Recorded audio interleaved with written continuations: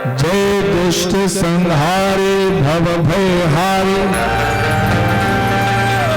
जी गुरु आदिनयंता, जय सुर विनाशक धर्म प्रकाशक, गावहि वेदो अनंता। जन जन मन रंजन पाप प्रभंजन, सुखकारी मुनि संता, चंचल नर नारी अति दुख भारी, मुक्त करो भगवंता। प्रभु नारायण का नाम लेकर के हाथ में गंगा जल लेकर के अभिमंत्रित वह जल सिंचन किया नारद जी ने, और जैसे सिंचन किया, छिड़काव किया, तो ज्ञान वैराग्य होश पर तो आ गए, फिर भी उठ नहीं पा रहे हैं, चलने में असमर्थ हैं। और भक्ति नारद जी के शरण में आई है। नारद जी ने कहा मैं इसका उपाय ढूंढ के आता हूं। नारद जी आज स्वयं ये विधान बता रहे हैं, कथा सुना रहे कि कुमारों को कि भाई सनक सनंदन सनातन सनत कुमार, कहीं पर भी मुझे उनका उपाय नहीं मिला। ये तो भगवान का लाख लाख शुक्रिया है कि आपका दर्शन हो गया, आप ही उपाय बताइए।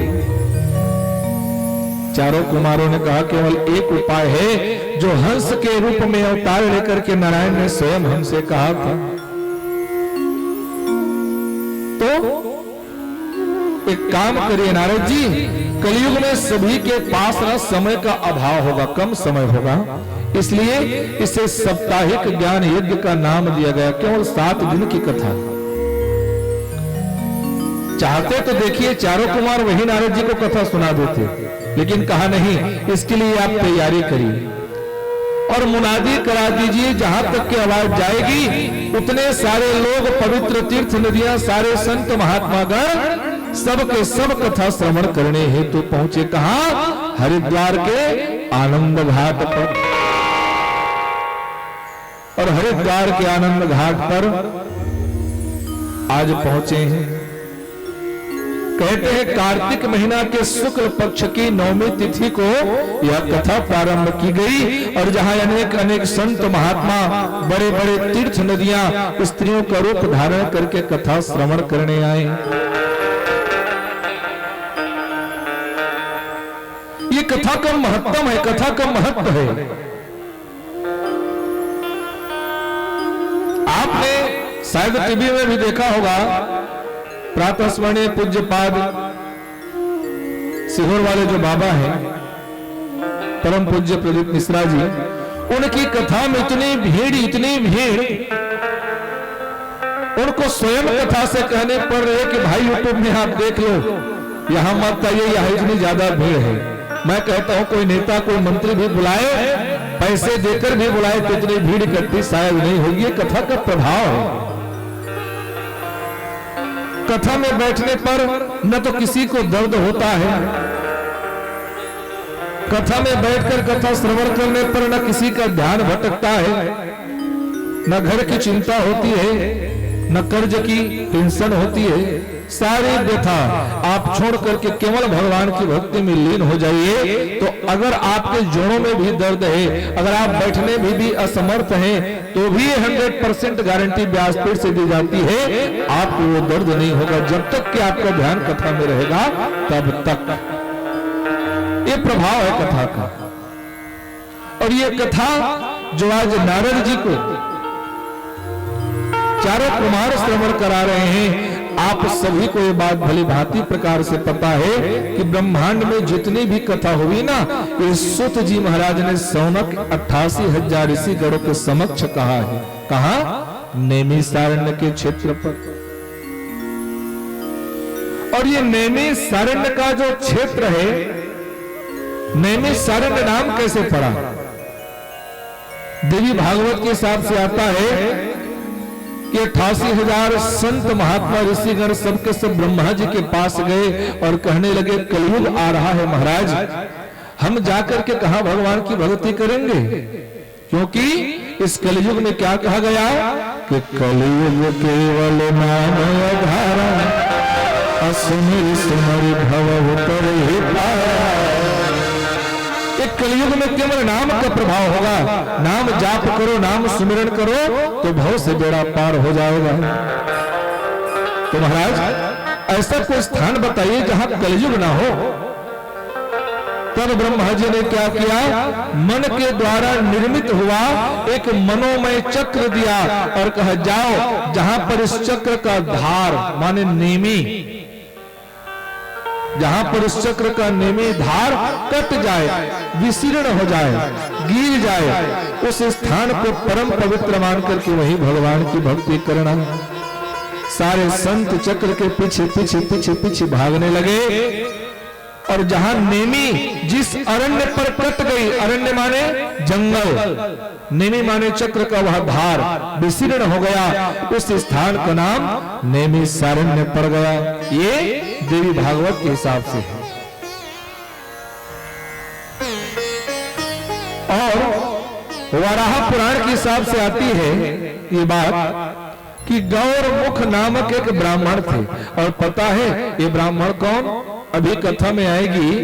जब समिक ऋषि के गले में मृतक सर्प डला, श्रृंगी ने जब साप दिया, तो यही गौरमुख नाम के ब्राह्मण परीक्षित के पास गए थे उनको सारा वृतांत बताने। वही गौरमुख ब्राह्मण जो निमिष मात्र में माने क्षण मात्र में जिस अरण्य में लाखों दानवों का संहार किए थे, इसलिए उस जंगल का नाम नैमिषारण्य पड़ा। और कहते हैं वहीं पर गोमती नदी के किनारे सौनक ऋषि ने महाभारत की कथा गाई थी। नैमिषारण्य क्षेत्र जहां सुत जी महाराज सबको कथा श्रवण करा रहे हैं। विचार करिएगा ना, सुत क्या है, सोचने वाली बात है ना। एक पता नहीं संसार का कैसा परिवर्तन रहा, अनुकूलता रही। कर्ण को भी एक दासी के पुत्र द्वारा या दास राज के द्वारा लालन पालन किया गया, इसलिए सब उसको चिढ़ाते थे सुत पुत्र कहकर। आज ये सुत जी महाराज इतने बड़े पीठ पर बैठकर सारे संतों को कथा श्रवण करा रहे हैं, कुछ तो बात रही होगी। सुत जी क्यों कहते हैं, नाम क्या है, उग्र श्रवा महाराज। क्या नाम है, उग्र श्रवा। पिताजी का नाम रोमहर्षण, और रोमहर्षण महाराज क्षत्रिय थे और सुत जी की मां एक ब्राह्मणी थी। क्षत्रिय और ब्राह्मणी अलग अलग कास्ट, अलग अलग जाति, अलग अलग धर्म के कारण क्षत्रिय का पुत्र ब्राह्मण के गर्भ में, और ऐसे पुत्र को शास्त्र में वर्ण संकर कहा जाता है। जो अलग अलग जाति से पुत्र पैदा हो वो माता पिता को नरक प्रदान करने वाला होता है, इसलिए ऐसे पुत्र का तुरंत त्याग कर देते हैं लोग।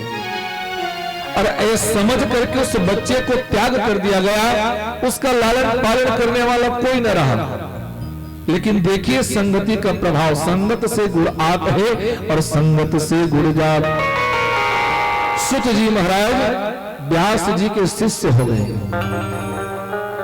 और व्यास जी के यहाँ ज्ञान अर्जन किया। ज्ञान से जो उनकी सुतकता थी, पातकता थी, सब नष्ट हो गई और उतने बड़े ज्ञानी हुए उग्र श्रवा सुत जी कि आज नैमिषारण्य के व्यास पीठ पर बैठकर 88,000 संतों को कथा श्रवण करा रहे हैं। ये ज्ञान है। माने पंडित माने कोई एक विशेष जात को नहीं कही जाती, सबका अलग अलग अलग अर्थ होता है। ब्राह्म आधा म मिले हर ब्राह्मण, और एक ब्राह्म आधा ह मिले मण ब्राह्मण। सब अलग अलग है ना, ब्राह्मण ब्राह्मण ब्रह्मणा बाहन पंडित, ये सब अलग अलग अर्थ है, संस्कृत के शब्द हैं। ब्राह्मण ब्रह्म जानाति इति ब्राह्मण, ब्रह्मो अंशो वैसे इति ब्राह्मण। ब्रह्मणा माने गौटिया, खेत बिगाड़े सोबना और गांव बिगाड़े बमना। सोबना सबसे बड़ा बंद है, जो खेती किसानी करने वाले होंगे याद होगा। सबसे बड़ा बंद, बंद का काम क्या है, उस घास का काम क्या है, वो लपेट लेता है धान को अपने चंगुल में ले आता है, अपनी गुलामी कराता है और उस धान को बढ़ने से रोक देता है। और बमना कर्त होता है गांव में सबसे बड़ा संपत्तिवान धनवान, जिसके पूरे गुलाम में गांव रहता है। और कहते हैं बमना माने ब्राह्मण होता है। ये वो लोग कहते हैं जिनको बात पता नहीं होती। और बावहन माने होता है गधा। और पंडित कौन? पोथे पढ़े पढ़े जग मुआ, पंडित भयानक अभाई आकर प्रेम का, पढ़े सो पंडित हो। अरे जो प्रेम की परिभाषा ही ना जानता हो, जो ज्ञान क्या है वो भी ना जानता हो, उसे पंडित भी नहीं कही जा सकती। आप किसी भी ज्ञानी को, किसी प्रेम के परिभाषा को आप पंडित की उपमा दे सकते हैं। ऐसे सुत जी महाराज द्वारा इतनी बड़ी कथा आज नैमिषारण्य के क्षेत्र पर गाई जा रही है। और यही कथा चारों कुमारों के द्वारा हरिद्वार के आनंद घाट पर कही जा रही है। यही कथा मैत्रेय मुनि महाराज, विदुर जी महाराज, आप सबको एक कथा याद है, इसलिए कथा मैं संक्षेप में ले रहा हूं। हमारी भागवत कथा की एक विशेषता मैं सर्वप्रथम बताऊं, यहां से उस कथा का विस्तार करना जिस कथा को बहुत कम लोगों ने सुना हो और बहुत कम लोगों ने जाना हो।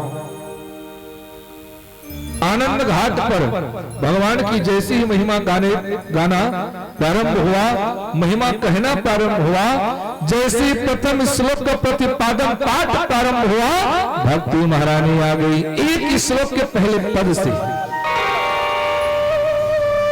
और भक्ति महारानी की दोनों पुत्र कौन? ज्ञान और वैराग्य, ये दोनों जवान हो गए, आनंद मंगल हो गए और भक्ति में लीन होकर मगन होकर के उछल कूद करते करते आनंद घाट पर पहुंचे हैं।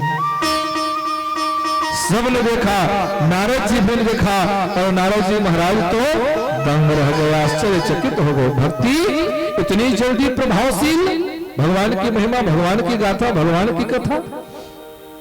नारद जी ने प्रश्न किया, कुमारों भगवान का नाम उच्चारण करके तो हमने भी जल सींचा था, ये होश में तो आए लेकिन उठ नहीं पाए। अरे आप भगवान का नाम सुनाते हैं जिससे तो चंगा हो गए भाई।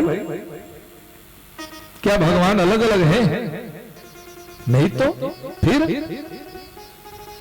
तो सनत कुमारों ने कहा, जब भगवान इस धराधाम को त्याग करके अपने गोलोक धाम को गए तो अपनी वांगमयी प्रतिमूर्ति जिसे कहते हैं वो भागवत में आसीन करा दी। स्वयं ये भागवत तीन ज्ञान यहां पर है, तीन ब्रह्म यहां पर निरूपण होता है। तीन की बड़ी विशेष महत्ता है नरेंद्र। तीन ही लोक है, एक पाताल लोक, एक धरती लोक और एक आकाश लोक, चौथा कोई नहीं।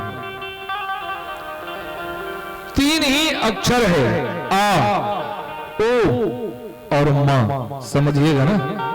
आ आकार, ओ उकार, मा मकार, यही तीन गुण हैं, सत रज तम। सतोगुणी, रजोगुणी और तमोगुणी। सात्विक भोजन, राजसिक भोजन और तामसिक भोजन। अब इनके तीन देवता भी हैं, ब्रह्मा, विष्णु और महेश। ये आ, ओ और मा जब तीनों शब्दों को समाहित करे तो एक नाद उत्पन्न होता है, जिसे क्या कहते हैं? ओम।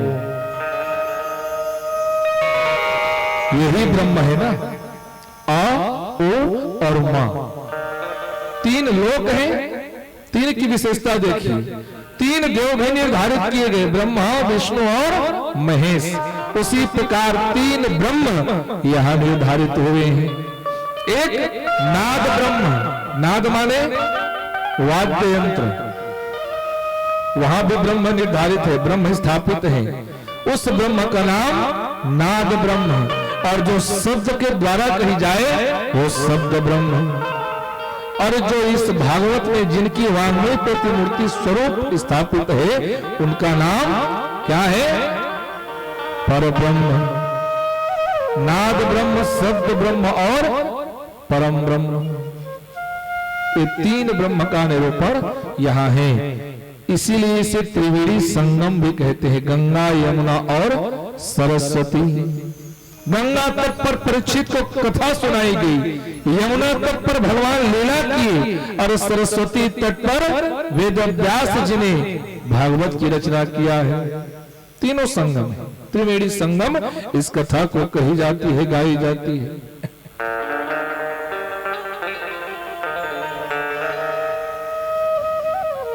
और आज ऐसी दिव्य कथा का वह पहला श्लोक श्रवण करके भक्ति महारानी अपने दोनों जवान बेटों को लेकर के आई। और एक बात बता दूं, यही एक महामंत्र का निर्माण हो। स्वयं भक्ति महारानी के मुख से निकला है यह मंत्र, जिसे आप और हम सब रोज गाते हैं। क्या है पता है वो मंत्र? हे कृष्ण गोविंद हरे मुरारे, हे नाथ नारायण वासुदेव।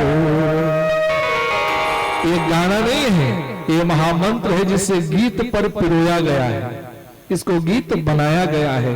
और ये मंत्र स्वयं भक्ति महारानी के द्वारा दिया गया, इसलिए यह मंत्र कभी विफल नहीं हो सकता। तो आइए कुछ समय के लिए हम भी इस महामंत्र का जाप करते हैं। मीठी मीठी ताली से आप सभी रस स्वादन करेंगे, आनंद लेंगे और उसके बाद सबके सब एक साथ इस संकीर्तन में भाग लेंगे, पुनः कथा में प्रवेश करेंगे। भोले बाबा बिहारी लाल की जय।